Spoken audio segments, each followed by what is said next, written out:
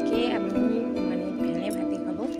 তো অনেক দিনের একটা পুরনো রেসিপি আমি তোমাদের সঙ্গে শেয়ার করব এবং ইউটিউবে দেখেছি যে লাউ পাতা দিয়ে খেলে নাকি দারুণ লাগে। তো আমি সেই জন্য লাউ পাতা করতে যাচ্ছি। তো দেখো কেমন লাগে তোমাদেরকে জানাবো। একটা লাউ ডগ, লাউ পাতা এটাই তুলবো, জানি না কি বলবো। এই যে লাউ পাতা, চলো।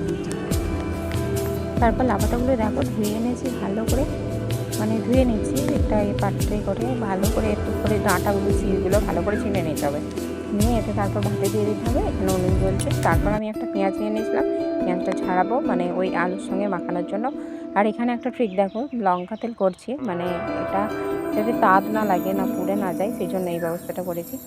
তো তারপর এখানে ভাতেতে নুন দিয়ে দিচ্ছি যাতে ভাতটা ভালো খেতে লাগে, টেস্টি টেস্টি হয়, সেই জন্য। দেখো এবারে আমি পেঁয়াজগুলো ছাড়িয়ে নিচ্ছি, কুচিয়ে নিচ্ছি, লঙ্কা তেল করে মাখবো বলে। উল্টো দিকে তাকিয়ে তাকিয়ে করছিলাম যাতে চোখে জল না আসে। এ দেখো আমার কড়াও হয়ে গেছে, এখানে লঙ্কা তেলটাও হয়ে গেছে লাল লাল করে, এখানে ভাতও অনেক হয়ে গেছে আর টমটমটাও হয়ে গেছে। আমি তুলে নিচ্ছি, এটাকে চটকাবো।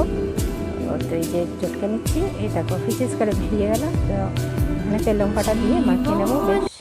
তো এখানে আমি মাখানো হয়ে গেছে, পেঁয়াজের সঙ্গে মাখাবো, মাখিয়ে এবার এটাকে মানে আলুর সঙ্গে এটা মাখাতে হবে। আমি তো টমেটোর সাথে দিইনি। এরকম ফ্যানে ভাতে হয়ে গেছে। আমার লাউ পাতা দিয়ে দারুণ লাগছে দেখতে, কিন্তু খেতেও ভালো হয়েছিল। এখানে আলুগুলো মাখাবো, এই যে। তো মাখানো কমপ্লিট। এই যে ভাত, ওহো সেই স্বাদের খেতে লাগছে, সত্যি বলছি।